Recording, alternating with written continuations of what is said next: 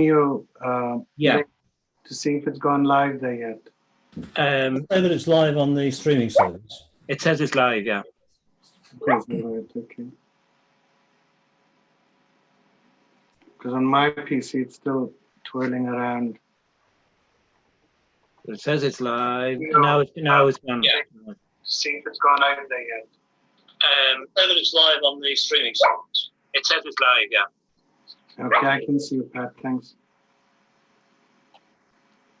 Because on my Make sure you leave that speaker off when we're actually doing the event.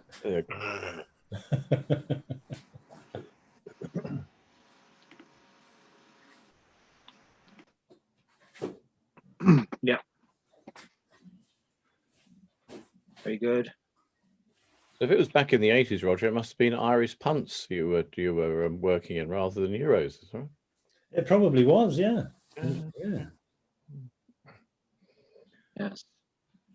It was a company trip though, so Okay. you know, I'm not sure I paid too much attention to all of that. No real money changed hands. No. Yes, those were the days when we had money, cash. Nobody has cash anymore. That's gone, hasn't it? I mean, most people have got some notes in their wallet, but when was the last time you were actually allowed to use it? Because they just don't want to take cash now. But still, I find that you get the odd job man and so forth. They will look for cash still. Yeah. Yes, we have a window. We've lived here for over 30 years, and it's the same window cleaner. You can just about get round on a stick now. Yeah. And he's only charged a tenner a time for at least 20 years. But yeah, cash is the accepted way of doing things. Cash is king. Yeah. We're going to have to think of a new way of saying, how much for cash? Or maybe it'll put an end to that. Bitcoin. Yeah. Yeah. Knowing Manoj, he probably invested and he's made a mint, I expect. No. Yeah. What was that story about Johnny Cash that he made so much money that he was caught for diddling the tax man? You know, all these checks were made out to cash. You know. Right. Very good. Oh, very good. Very good. Yeah. Not really. No. But,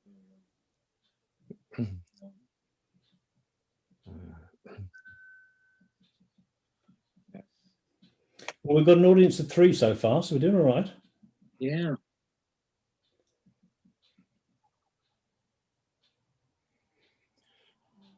Where is the scene behind you there, Jess? Well, actually, it's drawn on an iPad by my publishers. It's all part of workshops that I do, and this is one of the places where you work from because when you come on stuff that I do, it's not in a classroom. We go to some really interesting places, and this, from memory, this is Bay-on-Sea, as in Bay-on-Sea. See, has a bit of a pun there. He just draws these things on his iPad. He's the most incredible Very chap. good. Lovely. Okay, 4 people. Well, I've got an audience of 7 now, anyway. You are recording, aren't you? I am recording, yes. Okay, thank you. Sorry, I'm getting trouble. Where is feedback coming from? Sorry about that.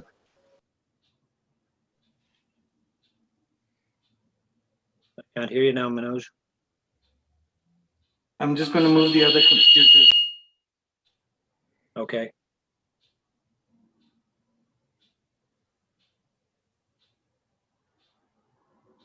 Throw it out the window.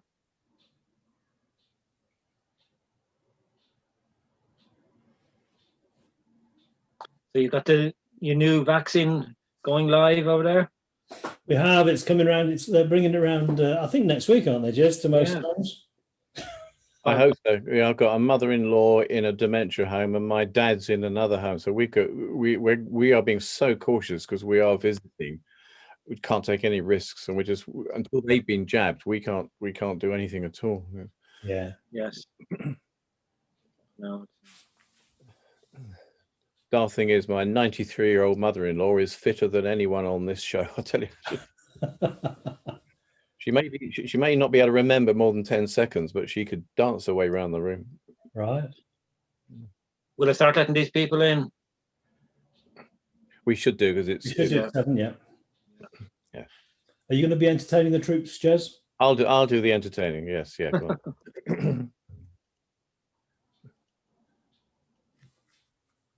A very warm welcome as connecting to audio all into the room. That's brilliant. All coming in. Welcome, Nick. Welcome. Now, I'm not very good at Irish names, so Fergal.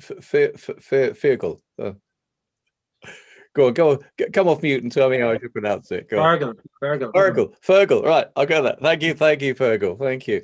A very warm welcome.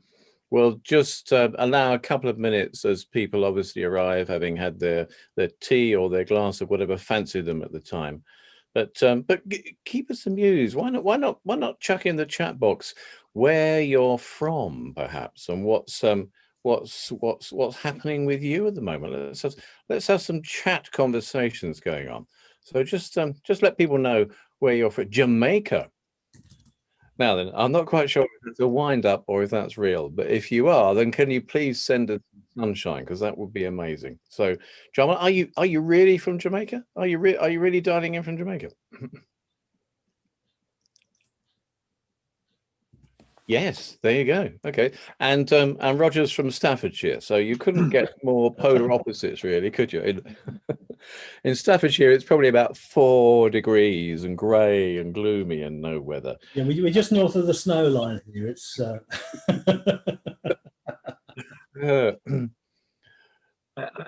I'm originally from Tipperary, so it's a long way from Tipperary, but I'm living in Wicklow now. Okay. Well, we could all sing along with you on that one, Pat, of course, but we're a long way from Tipperary. That would be brilliant. Yes. Hannah in Utah, USA, welcome to our colleagues. Yes, it's still daytime over there. My younger sister hangs out in Texas and likes to wind me up at various odd times of the day. In fact, she's emigrated 3 times in her life. Clearly, she kept coming back to the UK, but then no, the USA kept dragging her back. But she's there for good now. So Shashank, you're in Blanchardstown now. I've got to ask you, which part of the world, which country is that? That's in Dublin. In Dublin. Oh, okay. Thank you for that clarification. Absolutely. Was I was saying to a couple of colleagues, some of us, I'm in the south of the UK. We've been trying to get to Dublin for the whole of the year with a little road trip, and we were going to be over there supporting some colleagues speaking at events. But every time we tried to make it happen, it just disappeared. But we're going to get there in the end, because the Aer Lingus have just sent us vouchers they wouldn't refund, and the hotel have told us that they've got the money, so we can't have it back. So we better come and use it up. So we will get to Dublin. We will get to Dublin at some stage. So just for the next minute or two, just keep telling us where you are. We've got Courtney, we've got Nick, we've got Fergal, Suzanne, we've got Aine, we've got Shashank. Nice to see you, Shashank. Anne and Margaret. Just put in the chat box where you're from, just so we can get a feel of this audience that we're speaking to this evening. My chat box won't work for me tonight, but I'm from Waterford in Ireland. Brilliant. Thank you. Even I've heard of Waterford, so welcome. Thank you for coming in from Waterford. Waterford Crystal, yeah. Well, yeah, exactly. I like that. Courtney tells us that Australian, but dialing in from Dublin. So again, there's some extremes. And Nick Simmons is in Pinner, northwest London. So that's a bit ordinary for us on the call today, isn't it? Isn't it, Nick? Hi, Suzanne. There, Suzanne is from Dublin, South Dublin. Excellent. Welcome, Suzanne. That's right. Yeah, South Dublin. So what's the weather like with you today, Suzanne? Well, it's been lovely, actually. Yeah, I've been out for 2 walks, so nice and bright and chilly enough, but very pleasant. Brilliant. Yes, that's the joy of this time of the year, isn't it? You never know if it's going to be completely dull and nothingness, Or we had, I'm in Surrey in the UK, and we had the most glorious day yesterday. So it was definitely boots on. And I'm fortunate enough to live right next door to Denby's Vineyard, if anyone knows that. So one of the large vineyards, and it's quite a sight at this time of the year. Quite a sight. Well. So we're now at 7:05. So the last thing we want to do is to keep you beyond the time that we have said. So let's get going. And may I first of all welcome you to the changing face of leadership in the 21st century. Just 3 housekeeping points before we start. Firstly, the obvious one, please do stay on mute out of respect, obviously, to the speaker and to your fellow listeners. You know what it's like on Zoom. All it needs is the movement of a chair, the scratch of something on the surface, and it just interrupts. So please, out of respect, stay on mute. That would be really appreciated. Roger will be taking questions. So what I'd ask is that you put questions in the chat box as they occur to you. I will collate, and Roger will pick those up with Roger at the end of his talk. And then last but not least, whilst of course we will finish at 8, if you wish to stay on for a conversation, a chat with what's going on with your colleagues and with Roger, we'll keep this room open for another 10 or 15 minutes after. If you say, you are very, very welcome to. So just to set the scene for today, these events are organised by Manoj Sharwa from Easy Peasy. And Manoj is an award-winning innovator and change agent and held C-level positions at BT, Accenture, Diego, Pricewaterhouse and ICI, as well as numerous startups. And he was telling me he was given the largest ever award given by BT for his work in developing low-cost internet. So this company, Easy Peasy, is a management consultancy and training company which helps businesses reinvent themselves and runs courses on innovation, product development, business design and video streaming. And this talk is part of regular free events that cover interesting people, new ideas and good causes. There are other events which I will tell you about at the end of this session. But now let me introduce our speaker, because that's why you're here today. Our speaker today is a leadership specialist, and he uses his prize-winning leadership model to help leaders understand how to inspire their teams to deliver the outcomes and results their organizations set out to achieve. He's the author of several books, a fellow of the Institute of Leadership and Management, a chartered engineer, and CEO of the Global Leadership Network UK. I asked him what he does in his spare time, and music is his passion. He plays the violin and the bass guitar, but not at the same time. Can you please give a massive warm welcome to Roger Fairhead? Thank you, Jez. Thank you for a fabulous introduction. And welcome, everybody. Thank you for joining me this evening. It's great to see you all here. And I'm looking forward to a fascinating evening, just exploring a few leadership topics. The past is a foreign country. They do things differently there. So wrote P Hartley in The Go-Between, in the opening line of the prologue from a story about an aging Leo Colston. Leo was rummaging through his old school belongings when he came across a diary from 50 years earlier, and he reflects on how things have changed since then. I suspect that if we came across a diary from the good old days, you know, from way back in 2019, we could reflect on how things have changed for us since then. The year 2020 will go down as marking the most significant disruption to the modern world. 2019 was a different country, and they did things differently there. I would contend that to flourish after this disruption requires a new way of thinking, a new way of working, and a new way of leading, if you want to continue to make the difference that you want to make after the disruption in a pandemic tolerant world. Now, for today's webinar, first, I want to take a look back at a couple of examples of companies that didn't survive the disruption. The first company I want to look at is Woolworths. The first Woolworths stores were opened by Frank Winfield Woolworth in 1879, first in Utica, New York, then in Lancaster, Pennsylvania, as Woolworth's great 5-cent store. Although the New York store soon failed, the store in Pennsylvania thrived. And a few years later, the British branch of F.W. Woolworth & Co. Limited was founded, and the first British store opened in Liverpool on the 5th of November, 1909.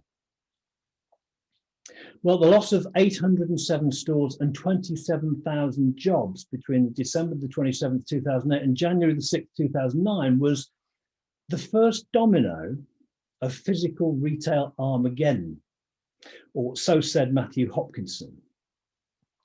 He was the co-founder of a retail advisory company called Adobe and former local data company director. If you've not come across the local data company, it's probably the UK's most accurate retail location insight company, and they physically track every retail and leisure business right across the UK. Suggested reasons for Woolworth's failure range from poor management through poor customer offering, a rapidly evolving retail world, technology, and the arrival of competing discount pound stores. He said, "We've never seen anything like that before, where suddenly, in just over a week, 800 Woolworth stores, bang, they went." That was Matthew Hopkinson once again. Their disruption was the arrival of the competing discount pound stores, and Woolworths failed to respond. Another classic example you may know is found in Kodak and the digital camera. Kodak led the photography industry for over 100 years. Kodak was founded in 1888 by George Eastman, and by 1975, they sold between 85 and 90% of all films and all film cameras. In the same year, Kodak invented the first digital camera.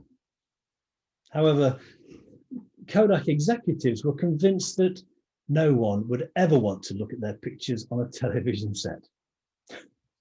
Seems crazy in today's world, doesn't it? Gross margins on film were over 67%, 2/3 or £2 in every £3 of sales was margin. And it had one of the strongest brands in the world. The company completely dominated its industry. And then in 1981, along came digital. Kodak filed for bankruptcy in 2012. Their disruption was the arrival of digital photography, while Kodak remained tied to its physical paper prints and chemical printing. Well, next, I want to talk briefly about a couple of examples of organizations that did survive a disruption. The first is a story about the National Geographic and their journey from print to digital. Well, copies of the National Geographic are found in dentist surgeries, doctors' waiting rooms, and Chinese takeaways everywhere, along with copies of Reader's Digest and Sunday Supplement. The National Geographic Society was founded in 1888 with a mission to increase and diffuse geographic knowledge. It began as a club for an elite group of academics and wealthy patrons interested in travel and exploration. On January the 13th in 1888, 33 explorers and scientists gathered in London at the Cosmos Club on Lafayette Square in Washington, DC, rather, to organize a society for the increase and diffusion of geographical knowledge. And the Geographic Society was incorporated 2 weeks later on the 27th of January. Gardner Green Hubbard became its first president, and his son-in-law succeeded him in 1897. His son-in-law was Alexander Graham Bell. You may have heard of him before. He's the inventor of the telephone and the co-founder of AT&T. The National Geographic Society is one of the largest non-profit scientific and educational organizations in the world. Its interests include geography, archaeology, natural science, the promotion of environmental and historical conservation, and the world of culture and history. Many of you will know that the National Geographic Society's logo is a yellow rectangular portrait frame which appears on the margin surrounding the front covers of the magazines and as its TV channel logo. Its first issue was in 1888, which was in text only, and it was sent to its 165 charter members, while early in the 20th century, it moved to pictorial content. When in 1905, it featured some full-page pictures of Tibet. More recently, and most notably, the June 1985 cover featured a 12-year-old Afghan girl.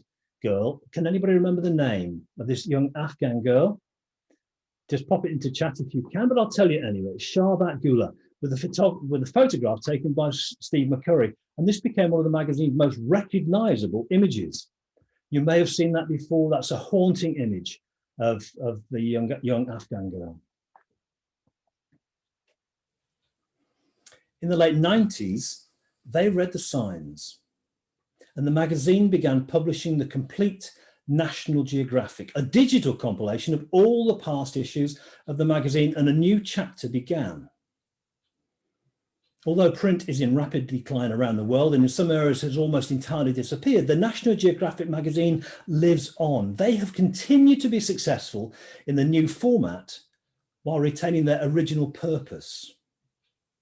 And they now reach around 40 million people each and every month. National Geographic survived their digital disruption where Kodak failed. A story closer to home. When my son started to attend our local primary school, which was called Sandford Hill, I joined the Board of Governors. I recall that the headmaster, a chap called Colin Smith, faced several crises demanding, what are we going to do now? Whether it was teachers leaving, funding changes, councils changing their minds, every time that happened, he seemed to be able to come up with a new solution that was even better than what had existed before the crisis appeared. Colin Smith led Sandford Hill to survive these regular disruptions. Colin knew the difference he wanted to make and didn't let the disruption divert him from delivering on that. I have a couple more examples from an organisation called Fast Company. You can find them at fastcompany.com. Andrew Chamberlain was the chief economist at Glassdoor, which is an organisation where employees anonymously rate their employers. He said, I think you're going to see a de-emphasis on physical offices and perks, not just in tech, but in finance and every other sector, such as having beautiful floor plans with open office gyms or in-office gyms and on-site yoga. Employers are going to be emphasising flexible work, health insurance, and more practical benefits. He said the behaviour of young workers in regards to savings and risk-taking is going to change forever. You're going to see, long after this coronavirus is gone, people being much more conservative and careful about savings and looking for stability at work. Greg Renfrew was the founder and chief executive of Beauty Counter. And he said this recently. He said, I think traditional distribution in our industry, products through department stores and specialty stores, is over. Harley Finkelstein, he was the chief operating officer of Shopify. He said, though we talk about how big e-commerce is, it's still less than a fifth, 20% of total retail. COVID is acting as a flywheel to increase the speed of digitalization for retail. That change in perception has happened in less than 12 months. Rebecca Minkoff, she's the founder and chief brand officer of Rebecca Minkoff, a company that designs women's designer handbags, designer clothing, shoes and accessories. And she said, I'm going to be designing a lot more Zoom appropriate clothes. Nike Fit. Now you can scan your foot for a custom fit. Heidi O'Neill is the president of Consumer and Marketplace. And she said this, at its core, Nike Fit will work when a customer opens the Nike app, selects a shoe to buy, and then instead of selecting a numerical size, the shopper will be presented with the option to scan his or her foot straight using a smartphone. A scan can take less than 15 seconds, and then Nike Fit will recommend a size for that particular shoe being considered. That information, such as the width of the shopper's foot down to the millimeter, will be saved for later purchases too, because the size may vary with the style.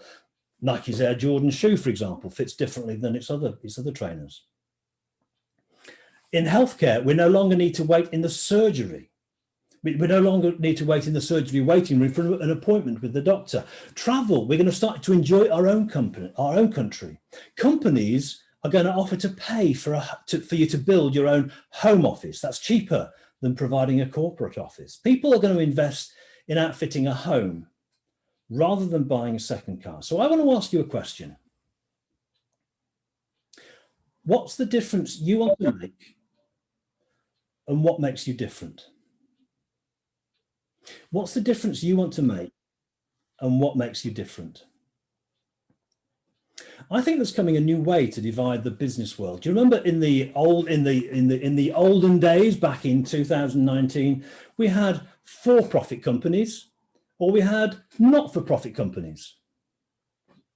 I think as we go through this pandemic season and start to emerge to the other side, we're going to be looking at profit plus purpose. We're going to be talking about just for profit companies or not just for profit companies.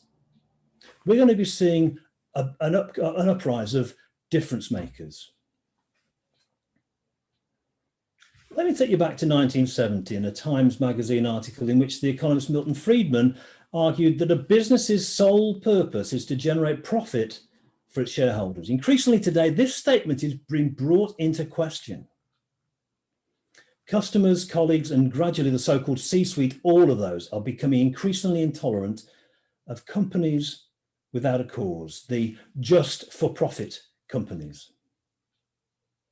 Add to that the fact that today there's a confluence of so many external causes, a coming together of several global trends. Along with COVID, we have conservation and sustainability. We have diversity in all its forms, with Black Lives Matter and the history of slave trading, particularly in Bristol in the UK. We've got sexual orientation and the introduction of non-binary passports. We've got the move away from coal, oil, and petroleum products to the all-electric vehicles and sustainable power generation. In recent years, there's been a parting of the waves between those exclusively pursuing a profit, those just for profit companies, and those pursuing profit plus purpose, the not just for profit companies. You may recall John Elkington, back in 1984, John Elkington came up with the novel idea of corporate social responsibility. I've seen CSR, corporate social responsibility, appearing in tenders that my clients have been tendering for. That in a recent tender, the client 10% of the project assessment, the tender assessment, was on the corporate social responsibility attitude of the company and what they could demonstrate. For those who are not familiar with John Elkington and his work, corporate social responsibility is looking at not just profit, but he's looking at people and planet as well as profit. What he suggests is that if we're going to be corporate social responsibility means that we need to be looking at more than just the profit we make. We need to be having a responsible attitude to work where we look at the planet. We leave the planet in a better condition than we found it. We look at the people, not just the staff, not just the customers, rather, we look at the staff and all stakeholders. More recently, actually, John Elkington, he's issued what he calls a factory recall on his idea of corporate social responsibility, because he sees a lot of people are just using it as a box ticking exercise. And just, he's written a book recently called The Green Swan. And this is looking at the coming boom in regenerative capitalism. He's kind of doing a factory recall on CSR and wants to republish it in a way that goes to the heart of the workings of the business. There's a chap called Alex Edmonds. He's come out with some work that's talking about grow the pie. What he says is that rather than thinking of business as being a pie, and if I have a bigger piece than somebody else has a smaller piece, Alex says, let's just grow the pie. Let's make the pie bigger. his research was over some 20 years or so for some major companies across the US has demonstrated that people who pursue a purpose make more profit than people who simply pursue a profit. I'm going to pause now. There's a few more topics I'd like us to cover, but I'm just going to pause and bring Jez back into the dialogue and see what we've got in terms of questions. I can see one that I'm going to just pick up as you're coming back in, Jez. And Nick Simmons says, what do you mean by pandemic tolerant? In recent news, you'll see that the scientists are suggesting that this isn't going to be the last pandemic that we encounter. There's going to be pandemics coming through. It's the very nature of the world we live in today that means pandemics are going to be coming our way from time to time. Now, some friends of mine, I've got a lot of friends in a place in Oklahoma in central US. Some of my customers have been there that I've been with for many years. And in Oklahoma, every now and again, they get in the spring, they get this tornado season. Who can remember the wind comes rolling down the plain in the piece from Oklahoma from Rogers and Hammerstein? So every now and again across the spring, they're going to have these tornadoes coming through, and they're going to say, "Hey, can you look at that? Look at that tornado there! That's a big one. Let's get closer and have a look." Whereas you and we're going to be saying, "Tornado? I'm out of here." In Oklahoma, they've become tornado tolerant. They have their tornado shelters. When tornadoes come through, they'll sit out on the porch and watch them. But if they come their way, they'll make their way to their tornado shelter where they've got the toilet rolls and the tin goods, and they can just lock themselves down till the tornadoes get gone through. In fact, a friend of mine, he went into his tornado shelter. His basement was his tornado shelter. He pulled the lid down on the shelter as the tornado was coming his way. It turned out to be one of the largest tornadoes for many years. When he came out of his tornado shelter, there was no house. But hey, he was just able to rebuild it. That's what they did because they were tornado tolerant.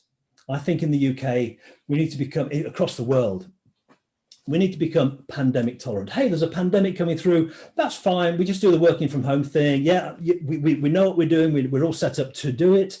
It'll be a bit tedious for a while, but hey, we know what's going to happen. We know what the outcome will be, and we'll be able to respond to that. I hope that's helpful, Nick, in terms of pandemic tolerance.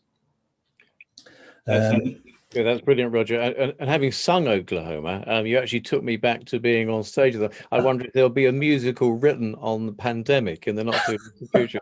We will see. We will see. There's a lovely question in from Anna Clayhan saying, how do we build organizational resilience to external events in companies and indeed in employees? Well, that's a great question. Thanks, Anna. Thank you for asking that. It's organizational resilience. What I'm suggesting for us today is that we need to be considering I think what you're saying, there are two ways we could actually address this. It's in terms of how does the organization do what it does, and how do we cope along the way in terms of well-being? I think there's two elements to your question. And what I'm suggesting is that we need to rethink, we need to unpack what we do and then repackage it in a new way. To do that, we need to understand why we do what we do. We need to understand our objectives. We need to understand what's our vision, what's our mission, in order to unpack what we currently do and then repackage it in perhaps a different way. Now, let me give you an example of a company that I do a lot of work with, a company called the Global Leadership Network. They have an annual conference. They have an annual conference in Chicago, 10,000 people all on site in one place. And they record the 2-day conference. It's streamed to about 500,000 people across the US. And then the contents are taken to about 120 countries and streamed at physical conferences around the world. Well, in the spring of this year, we weren't even sure if there was going to be a conference in Chicago in the summer. So we back at that time, we said, well, how can we unpackage what we've been doing and then repackage it in a new way? Well, what did we do? What was the objective of what we were seeking to do? Our objective wasn't to put on physical conferences. That wasn't the thing we were about. In the same way that Kodak, if they'd have only realized they weren't in the job of making print photographs, they were in the job of making memories. if they could have remembered they were in the job of making memories, they could say, well, actually, if we're not going to deliver those memories on paper, maybe we can deliver them digitally, like National Geographic did. They were able to unpack what they did and repackage it in a new way. In the terms of the Global Leadership Network, just to conclude that example, one of the things they did was to take the conference in the summer in August was delivered digitally. The conferences that we've delivered in the autumn, in the fall, if you're American, the conferences we just finished were all delivered digitally. We were able to unpackage what we did and repackage it in a new way, having retained that core purpose, the core why we do what we do. We asked the questions. We asked the question, what's the difference you want to make? The difference we wanted to make in the Global Leadership Network was to improve people's leadership skills. What makes us different? We take some content from Chicago. We repackage that in a new way. I don't know if that helps, Anna. I'd be interested to have your feedback and see if that helps. And she said, great stuff. Yes, thank you. And surely, Roger, that is a model that's going to continue post. It's part of that flywheel, isn't it? We are now comfortable with virtual presentations, with virtual conferences. And back to your point about preserving the planet, surely it's got to be part of the mix. Yes, we'll be back in the room at some stage, but that'll be the premium end, won't it? This style of communication is going to continue. Okay. I think you're absolutely right there, Jez, that we will be, just imagine it, I live in Staffordshire. So if I wanted to travel to London, now just imagine that I used to travel to London by car because I thought that was the best way to go. I can take my time, have a coffee with me, I can listen to my own music and I won't be interrupted by anybody else. Then for one reason or another, the fuel is in short supply. So somebody says, why don't you try the train? Well, from where I am, I can jump on the train, main line from Manchester to London. I can be in London in 90 minutes. I've no worries about where to park. I don't have to worry about whether I'm going to get a parking ticket, whether my car's going to be scratched. When I get back, I can just choose which train, jump on the train, I'm back and I'm home.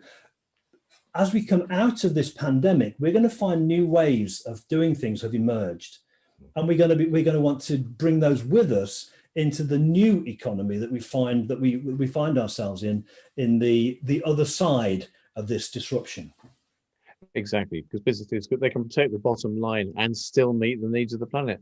There's an example from one of my clients who have a rural team, and they know from the tip of Cornwall to the north of Scotland, and they're used to coming into London for regular meetings. You don't need to. Okay, yeah, maybe once a year you want to do face-to-face, but you can do it this way. It's going to be part of that. Okay, a couple more questions, if I may, Roger. You were talking about difference makers. How would you define a difference maker? Well, I'm glad you asked that, Jez. That's a fascinating question. I think what's the difference you want to make and what makes you different? If you want to be a difference maker, I have a definition for difference makers. Now, John Elkington referred to people, profit, and planet.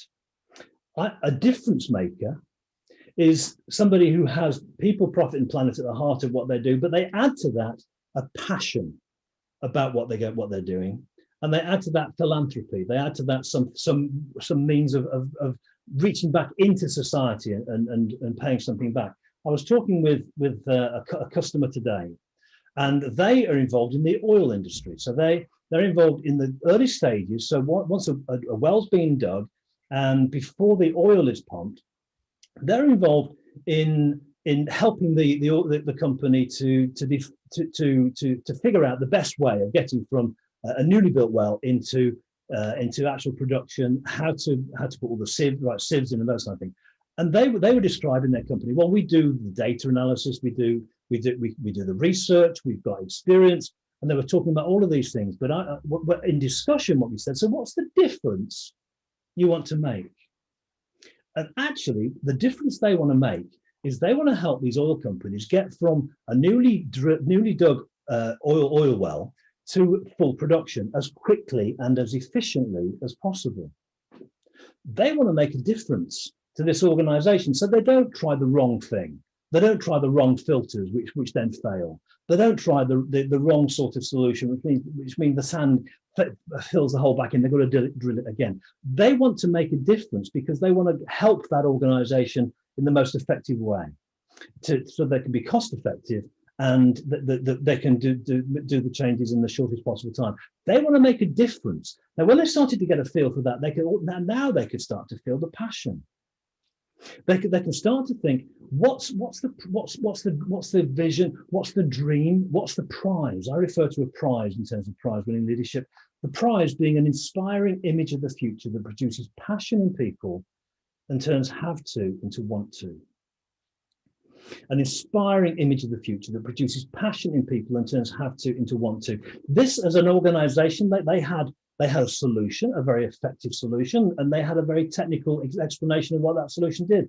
They didn't have they couldn't find that. They didn't know where to find that passion that turns the have to into the want to. So their staff want to engage and help their customers. Their customers want to embrace this technology. As we started to explore that and unpack the idea of what makes you different, what makes you different, what's the difference you want to make and what makes you different, and they started to find the difference, which as again is the people, profit and planet. It's the passion about what you do and feeding back in a philanthropic way.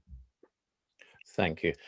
And isn't it fascinating how this terminology is now acceptable? You're taking me back. I'm an ex-bank manager by background. I'm older than I look.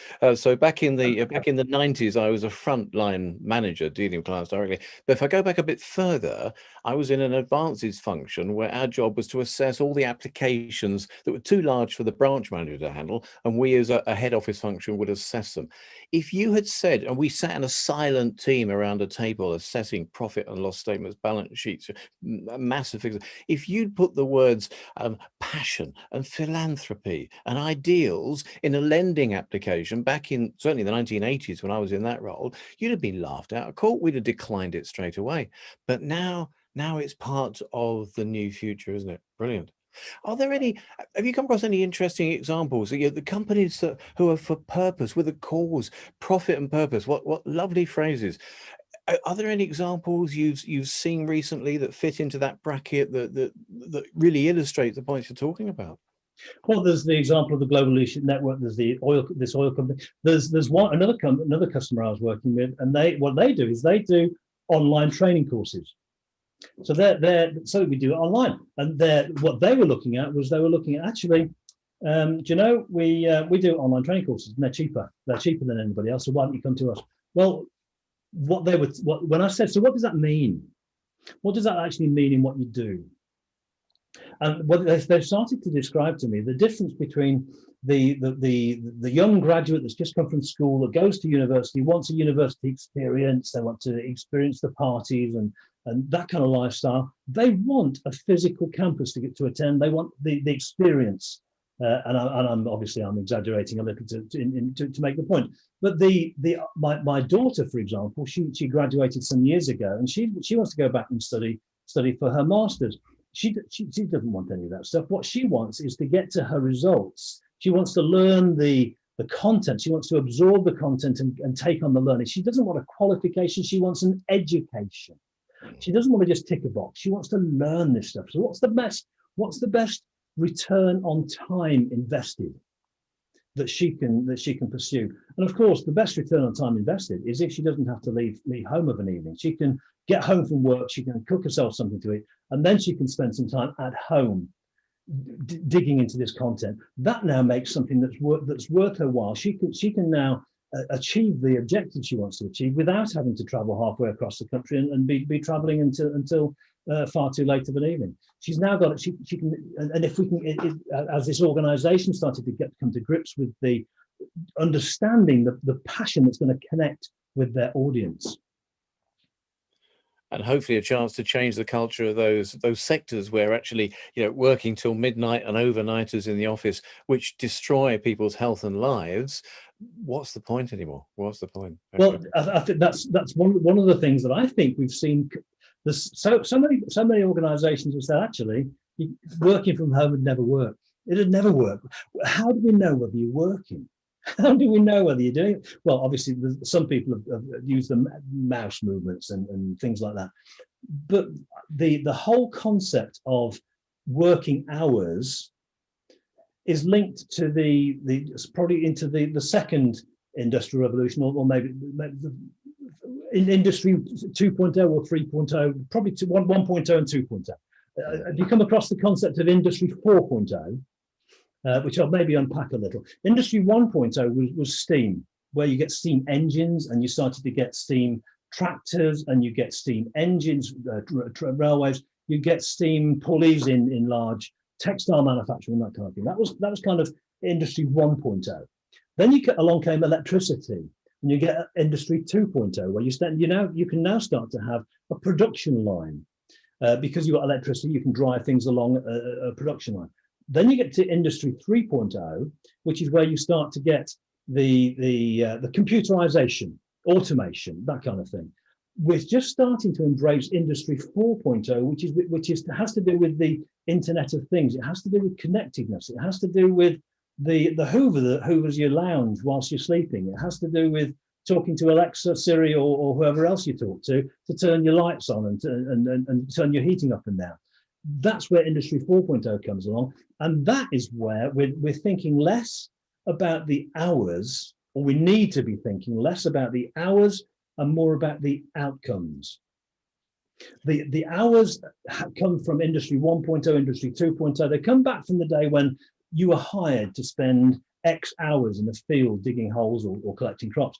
It's less to do, or working on a production line. It's less to do with the ideas that people come up with. It's less to do with the intellectual capital.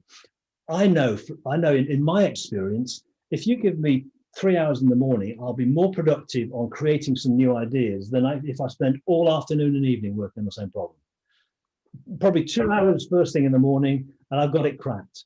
If you set me up in the afternoon, it'll take me the rest of the day through till midnight, and I still haven't come up with something with the same quality. Okay. We need to be thinking about, as we start the working from home, there's two things here. We need to be thinking about outcomes, not hours, and we need to be thinking of flexibility. So when people are working from home, they have the opportunity to take the kids on the school run. They can start work whenever they need to start work. They can take a break to get the kids to and from school. They can be working again. They can take a break when sports day's on. Just imagine that, you get your kids' sports day, but you can still have put in the over the course of the week. You can still put in the efforts to produce the outcomes that are necessary. Now, of course, there's all sorts of well-being issues that surround that, and we need to take care of those. But there's a shift that's coming. We need to unpackage the things we used to do, and we need to repackage them in a new way. Jez, you mentioned, for example, you mentioned having these meetings, these national meetings where you get everybody together. We all come together for a great day. We'll have a fantastic time. Every month we'll do that. No, we won't. What we'll now do is we'll realize that we can come together on Zoom every month, and maybe every 3 months we'll have a get together. We'll unpackage the two aspects. The first aspect is the work we need to get done. The second aspect is the relationships we need to build. Those used to happen together. We're going to unpackage those and then deliver them as two separate things. We're going to be looking at the work and the relationship building. That's a simple example, maybe a trivial example, but those are the things that we're going to have to be thinking about as we take our passion, our business model, the thing that we do, our work. Hold on to the difference we want to make. What makes us different? Unpackage that from what we have been doing and how we've been delivering it, and repackaging it in a new way. Brilliant, thank you. There's an apposite question from Anna. Just before I ask that question, you've reminded me of another actually banking memory. I had a boss who had hours and presenteeism to a T. He would put his jacket on the back of the chair, leave all the lights switched on, and go home. So it looked to the senior manager of that vast emporium as if he was working all the way through the night. Anna, another beautiful question from you. Do work contracts reflect 1.0 industry? The Working Act, etc. We're still promoting it through legislation like this. Absolutely, we are, and that's one of the things that I think we're going to be slowly unpacking as the next years unfold. With prize-winning leadership, what I help people to do is to figure out just to unpack this a little bit. The starting point is your dream. What's the vision? That this is looking beyond the horizon. If you can see over the hill, you can see things that are out of sight. That's what leadership. That's what business leadership is about. Seeing things that are over the hill, out of sight, just out just over the horizon. Once we can see that and articulate, that's our vision. Our mission is how do we get there? Now, our mission today could be different to our mission yesterday, and it'll be different again tomorrow. National Geographic, their mission was originally print in word form. Then they embraced photography. Then they embraced digital. They went through several phases of their mission, the way that they deliver what they deliver. What we then, so we can go through different phases, but once we've identified the mission that we're on, then we can start to articulate the difference we want to make. We can come back from the difference we want to make and what are the outcomes that we need to deliver the difference that we want to make. Now, outcomes are different to outputs. Outputs are the thing that happens. Outcomes are the results of the thing that happens. So for the difference we want to make, we come back to the outcomes that we want to produce that make those differences happen. We come back to the outputs that make the outcomes, and then we come back to the inputs that make the outputs. And that helps us then come back to the inputs and resources we need to make the output, to allow us to do the things we need to do, to get the outputs we need, to get the outcomes we want, to make the difference we want to make. Brilliant, thank you. A related question, actually, because you were talking about developing visions and a lot about mission here. And I must admit, I get confused on these as well. What's the difference between a vision and a mission? Well, that's where the vision is the vision. I would describe as where you identify your dream, your prize. What's the thing that you want? What's the difference you want to make, and what makes you different? This is the inspiring image of the future that produces passion in people and says have to into want to. This is the thing that people are going to want to achieve. This is the thing that's that people these days. I think I mentioned earlier on in the talk. People are becoming increasingly intolerant of companies without a cause. What's the cause that you want to pursue? What's the dream? What's the vision? What's the prize you want to aim for? And the mission is how do we get there? So in the London example, do I drive to London or do I take the train? Well, having identified that London is my destination, that I paint this picture of streets paved with gold, and then I can articulate for the team. But the mission, the mission is to get there by car. So what we need to do is we need to load up the car, make sure that there's enough fuel in it, the tyres are healthy, there's enough oil in it. And for me, from Staffordshire, I've got a choice. I can go to the M6 or to the M1. Now, I need to make a decision. I can do either of those. I can't do both of those, but my mission is going to say whether I'm going to be going by car and whether I'm going by the M6 or the M1. I'm going to articulate that mission in that way. That's how we get to end up at our destination. Brilliant, thank you. And a pertinent question coming in from John Rankin on that, following on from that, actually. Relationship building with the pandemic has become extremely difficult. So how do you see the unpacking process going forward to allow for the new way of relationship building, i.e. the non-physical? I'll tell you a little funny story just as we start to talk about the relationship building online. And I've been working with some customers in Oklahoma, I think I mentioned, for a good number of years, probably 8 years. And for the first 3 or 4 years, I hadn't met any of these people physically. I'd only met them digitally online.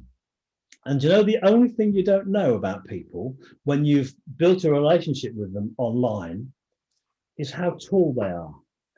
Think about it.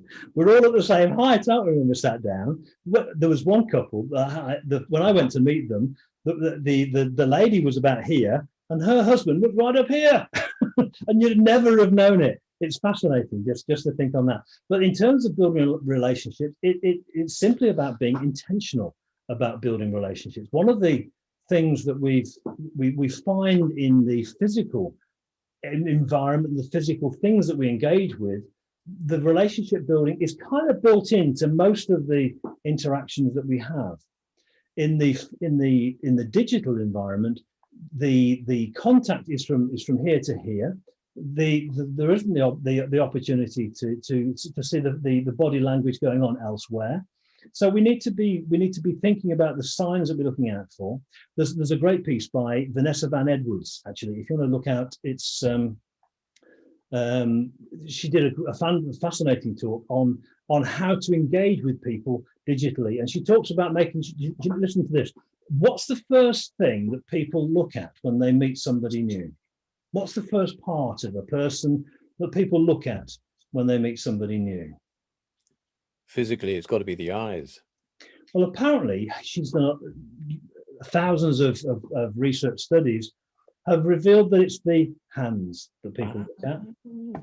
Isn't that interesting? That if your hands are visible, it shows that actually it goes back apparently to some place where, you know, if you've got no weapons, then if you've got a weapon, then you might be hiding it behind your back. It might be hidden. So apparently hands have a lot to do with the initial impression, the sort of thing. So if when you're on the screen, if you can make sure that your hands are visible, she talks about this friend idea, that if your hands are visible, then you're more likely to make a good connection early on in a relationship. I thought that was fascinating research that isn't intuitive. You wouldn't have, I don't think I would have guessed that, but that's what her research showed. And it is about intentionality there, John. It's about being intentional about how we build that relationship building process. Now, in terms of leadership, just to touch on this as a topic, in terms of leadership, my journey to leadership came through a journey as an engineer.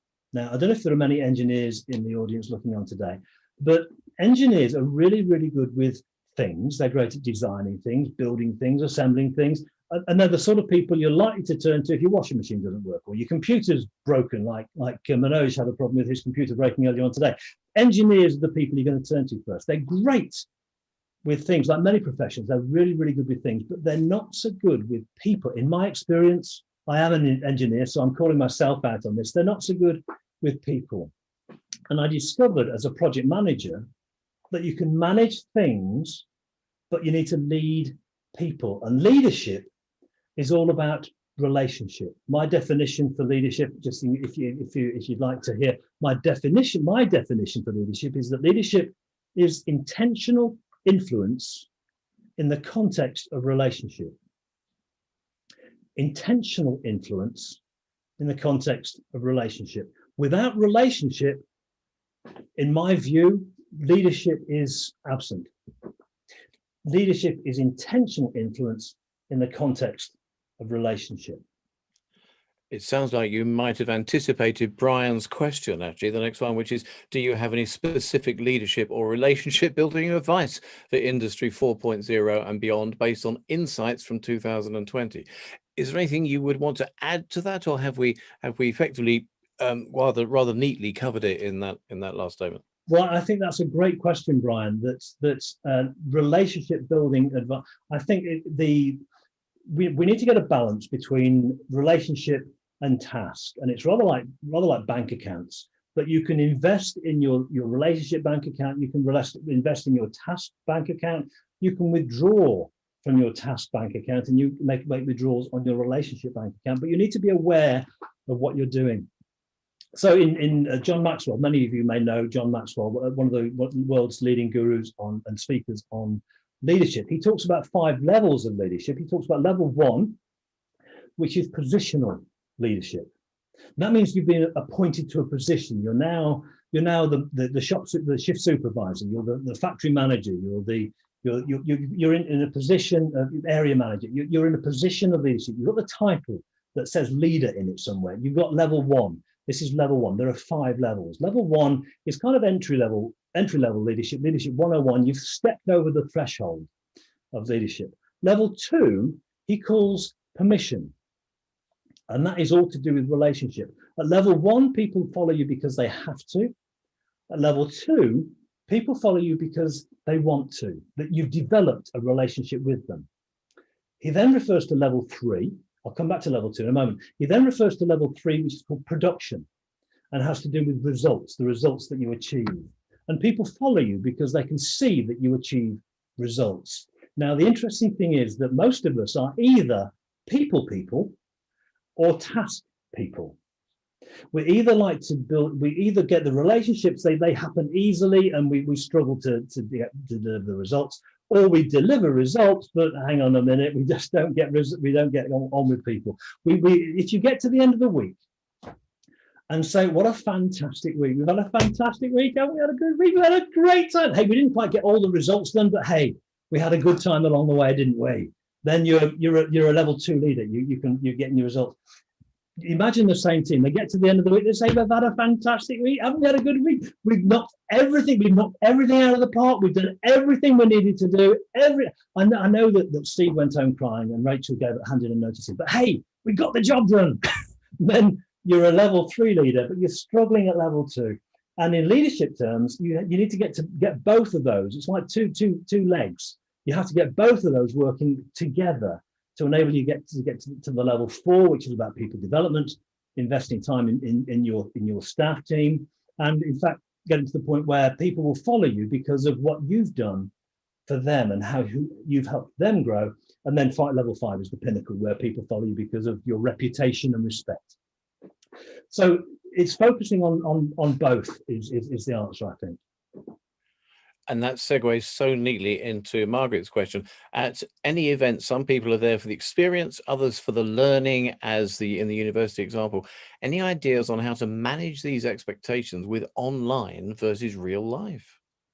Well, I think in terms of experience and outcomes, I think the important thing is to understand what the difference is you want to make. What are you looking to achieve? Some years ago, I used to teach violin as a peripatetic music teacher. And one of my students was a girl called Steph. She was a year 11 student studying for her grade 5 examination. And she was absolutely focused on practicing the pieces that she was going to have to play for her next exam. She had little interest in playing anything else at all. And it turns out she was simply on a mission to maximize her UCAS points. She wanted to learn the tunes to pass the test, but didn't want to learn the techniques. She didn't want to engage with the techniques. She was purely after a qualification, not an education. I think that one of the things we need to unpack, Margaret, is that we need to unpack what is the outcome that we're looking for and recognize that these are going to be repackaged in a different way. Now, in terms of people who are after an experience, then we need to be able to deliver. A lot of the experience stuff that we find in the likes of universities and those kind of things aren't put there by the university. They're facilitated, they're allowed to happen, but it's the people that cause those to happen. We need to, when we're in a digital interface, we need to find ways of allowing those things to happen, but in a different way. And that's where I think we're starting to be more creative. What's happening in Industry 4.0, certainly in the online world that we encounter now, is we end up more task focused. So if you think of people who refer to Zoom fatigue, have you heard the expression Zoom fatigue? Oh, so often, yes. I noticed we're coming near to the end of the time, so I'll keep this short. When I took my driving test, if I was to drive for half an hour, I'd be worn out. After I've been driving for some years, I could travel from here in Staffordshire to the north coast of Scotland to Dounreay when I was doing some work up at the nuclear plant up there. It would take 10 hours to drive there. I'd have a 10-minute break to drop off and pick up something to eat, have a cup of coffee, and I'd carry on. 10 hours driving, and I was less tired than I used to be for half an hour when I just passed my test. I think we're doing two things in Zoom. One is we're new to it. It's new to us. We're therefore tired. Any new activity. When I went to live in France and I was speaking French all day, I'd come home, I was exhausted because I was speaking in a different language.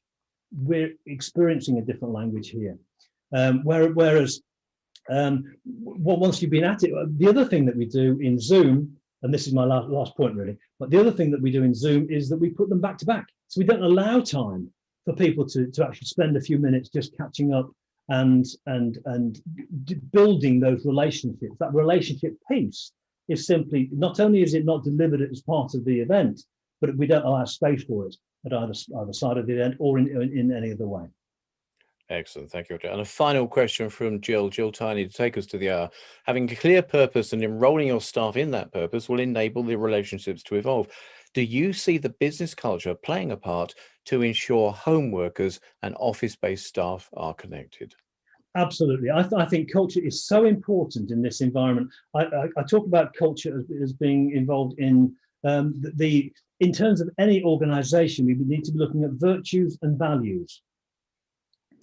Jim Collins talked in Good to Great. He talked about getting the right people on the bus and then putting the right people on the right seat in the bus, getting people on the bus. And this is missed, I think, in so many recruitment campaigns. We need to be looking at the culture, the character, and the chemistry, because those are things that we can't do anything about. Competence, we can train competence. I know it's important to have competent staff, but we can train competence. You can't train culture, chemistry, and character. So the culture, chemistry, and character need to be things that are right at the heart of the recruitment process and right at the heart of the reward process in any organization. The competence can be trained. And the challenge is actually that in business, we reward competence until people are promoted to a position where they're now doing a job in which they're not competent. And that's one of the challenges we face. But I'm sure the rest of that conversation is for another day. Perfect. Thank you, Roger. That takes us to the hour on the hour, exactly as planned. Thank you very much indeed. So, ladies and gentlemen, thank you as audience for being part of this evening. And thank you, of course, to Easy Peasy, the management company that puts this on. And as you know, this is part of a regular free events that covers interesting people, new ideas and good causes. And their next event, so you know, will be video testimonials, the next big thing in marketing, the A to Z of making a video testimonial on the 8th of December, and then launching a new product or business during COVID on the 17th of December. So put those in your diary. And a final reminder that if you wish to stay on, we would be delighted to chat to you. And Roger's here to actually talk, which would be really lovely. Don't we miss conversation? But can we finish with either a real or a screed applause for Easy Peasy and, of course, our speaker tonight, Roger Fairhead. Thank you very much, anybody. If anybody would like to connect, roger@rogerfairhead.com is my email. Look for rogerfairhead.com online or Roger Fairhead in LinkedIn, and I'd love to chat with you there too. Roger, super event. Thank you very much. You're welcome. Thank you for joining us. Thanks Thank a million, you. Roger. Thank you. So we'll just let those who wish to slip off disappear off Zoom. And if you wish to stay on for a few minutes for an actual live conversation with Roger, you are very, very welcome. Thanks, everybody. Thank you. Roger, just so that you know, we had 63 people on Vimeo. Fantastic. Thank you. All right, and 22 peaked here. So I think that's a reasonable turnout, over 80 people. Fabulous. Thank you all for coming along. If there's if anybody wants to jump into chat, then please do. Or if you want to ask some questions in text in the chat box, then please do that. And thank you for joining us this evening. I think these topics are so interesting, Manoj. Thank you for putting on such a series. Well, I'll catch up with you, and I look forward to perhaps doing something next year. Indeed, absolutely. So if anyone's on who'd like to actually pose a live question to Roger, feel free to unmute yourself and let's hear your dulcet tones. Hi, again, Roger. CSR is fine, but for the small little sole trader and whatnot, how are they going to accomplish CSR? And I know I done some tenders and so forth, and you're trying to figure out what are they looking for and so forth, and you know, it's it can be a challenge. It's when you're already far too busy, and then you think, what something else I need to try and fit into the overall schedule. Now, what I find is from my perspective as a bit, my passion is leadership. That might have come across. I hope it's come across today. I'm involved in a number of places where some of them pay me a wage and some of them don't.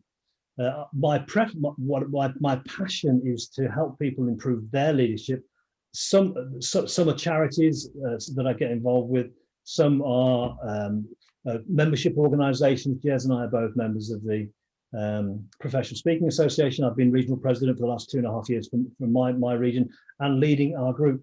There are opportunities. There's another group that a friend of mine locally runs, a thing called the Chernobyl Children's Project. I get involved with that, and some of the monies that we make as a business go into support that. I put some money into a place called Hope International. Hope International is an organisation that do microfinance loans in the developing world. so that people who need some finance can be offered some finance. They can get their repayments supervised and monitored. But that for every $100 that goes that way, it gets loaned, it gets repaid, it gets loaned again, it gets repaid, it gets loaned again and repaid. That is at the heart of being a difference maker, in my view. Okay. Very good. Thank you. Any more? Manoj, you're on silent, Manoj. You're on mute. Going to say a big hand for Jess, please, everybody. He's done a fantastic job as MC. Perfect, thank you. My pleasure. Any final question for Roger? Otherwise, we will wrap up this evening and return to. Well, it's going a bit tricky to say what we're going to drink at this time of the evening because I'm conscious there are people from all over the world. So we're just whatever takes your fancy at the time of day you're on. Any final questions for Roger? I'd like to just hop in on the culture, chemistry, and character.